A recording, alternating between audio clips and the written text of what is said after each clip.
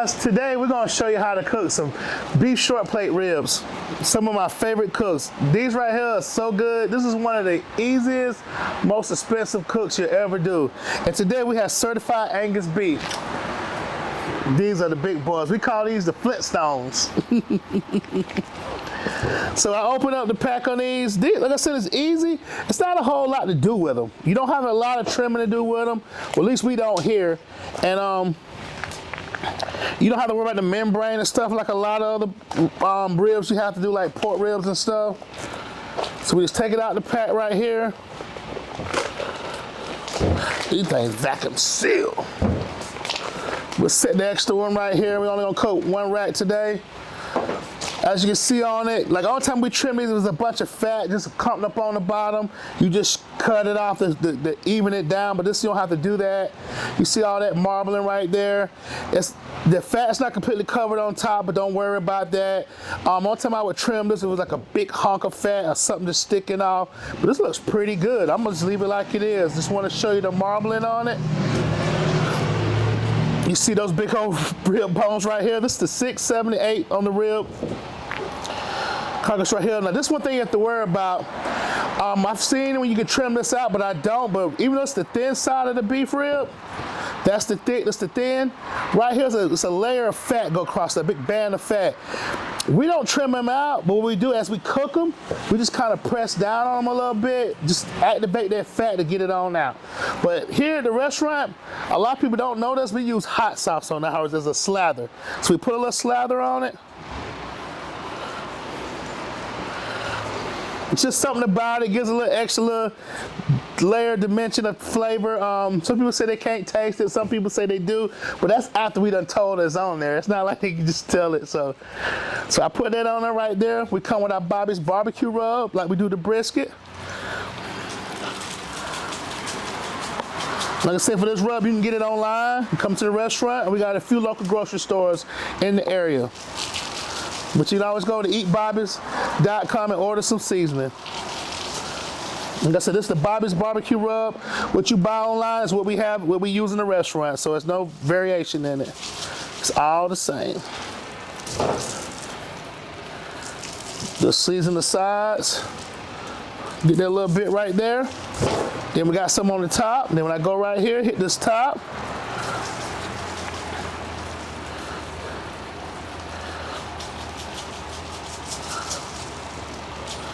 Then once I do that, after I got it like that, pat it a little bit. You never rub it because it makes it come out, in my point of view.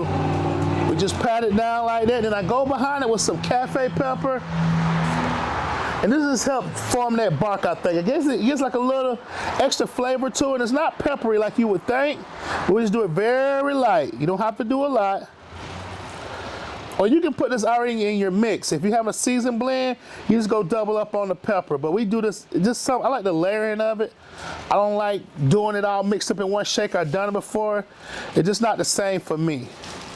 But you can do it either way, man. And you can get these at your local butcher shop. If you have like a Restaurant Depot card, they have them in there. But we get these from our food distributor, so we have to buy them by the case. And these things are not cheap, so we don't make a bunch of money off of it. So when you come into the restaurant and see that price tag, don't freak out. It's just what it costs, but you'll see the end result. So after that, you see a few little light spots on there. So what I do, I just go back, sprinkle it like that, pat it on. And what I do, I put them on with the thicker side towards the firebox for about 2 to 3 hours, and then I do a 180, and I turn around and put that towards the firebox to help melt that fat band right there. These take anywhere from 7 to 8 hours to cook. Sometimes a little bit quicker based on how thick they are. And these ribs typically weigh, when they're cooked, anywhere from 1 pound to 1.5 pounds per rib, sometimes 1 3/4 pounds. So we about to put these bad boys on again. When we put them on the firebox, we put this towards the firebox. We put this on the smoker. We put this towards the firebox for about 2 hours. I see how they're looking. You'll get to see in the video how they're doing. And then when I get to a certain color I want, and I start seeing that bone stick out and the meat starts to render and starts to draw back on the bone, I turn it into a 180 where this will be towards the firebox to help melt that fat band that I showed you earlier. All right, guys, let's put these on the smoker.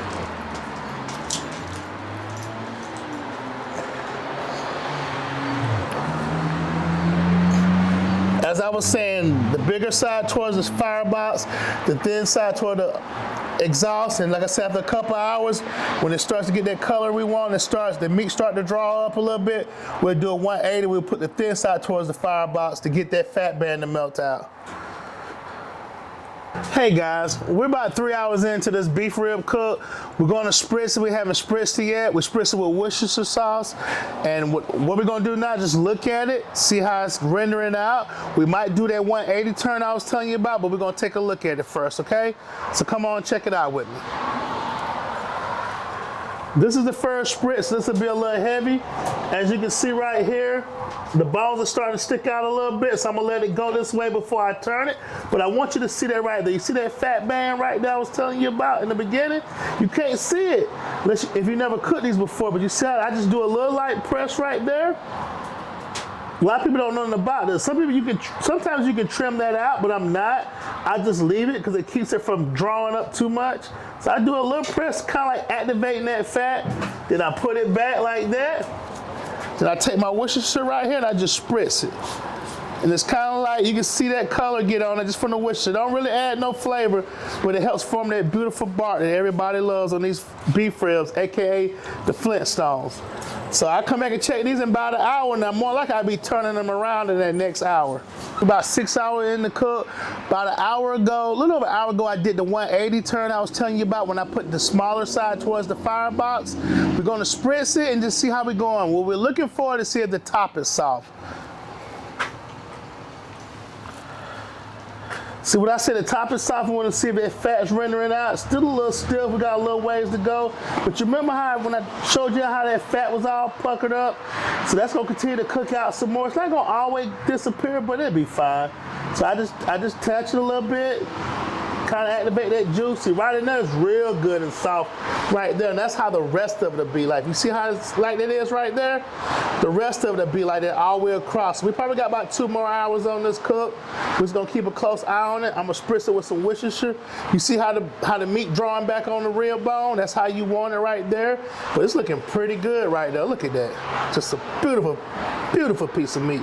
And again, we call these the Flintstones. Very simple, ain't much to do to them. We're gonna spritz it with some Worcestershire. Just keep that surface cool so it can continue to track some smoke to it. And that Worcestershire help that color on that bark, helps form that bark. And that's it. And I'll leave that alone. Hey guys, we better check out beef ribs. It's been about an hour and a half since we checked them last. All we're gonna do, we're gonna check a little bit about the temperature, but mainly the feel. It's like a hot pick going through butter. You don't want that meat to cling onto the probe. That's it, but they're looking pretty good last time I spritzed them.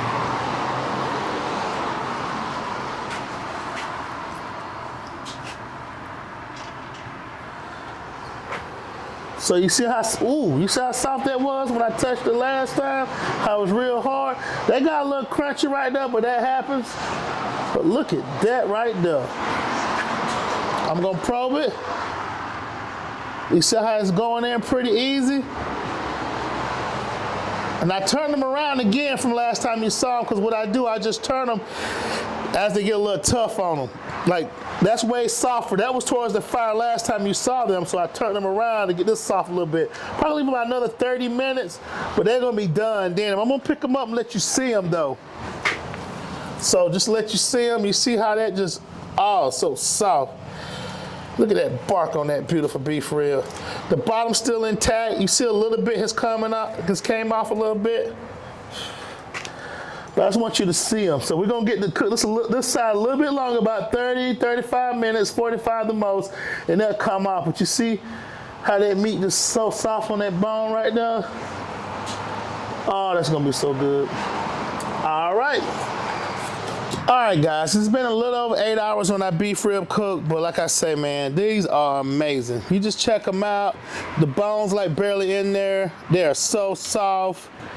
We're gonna wrap these up and put them in the warmer and let them rest a little bit. They don't need long to rest, they really don't.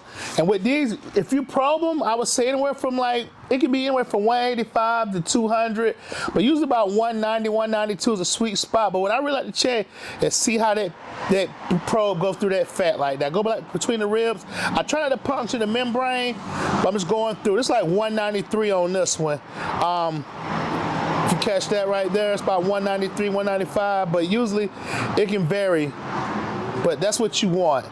And you don't have to hit it too many times. I'm just letting you see how quick, how easy that goes through there. We put the butcher paper, wrap it like this. You don't have to put nothing else on there. Usually we have a little beef tallow. We might pour a little bit on there, keep the paper from sticking, but you don't have to. And I just wrap it up. We wrap a brisket. We take it like this. Oh, let me let you see that one more time. I feel like I'll let you see one more time. Just look at that beautiful bark on that beef rib right there. Oh my goodness. That's some good eating. Each one of those ribs probably weigh anywhere from, like I say, 1.25 pounds to 1.5 pounds. Sometimes even 1.75 pounds. All right, that's enough. I ain't gonna keep messing with you about it. And we sell this at the restaurant every day. We only open Thursday, Friday, and Saturday, but we have them available until they sell out. Take it like this, fold them over, bring them back, put them on the sheet pan, and we put them in the warmer. And that's it. Easy peasy. Like I said, it's one of the easiest cooks you'll do. One of the most expensive ones you do, but it's right behind.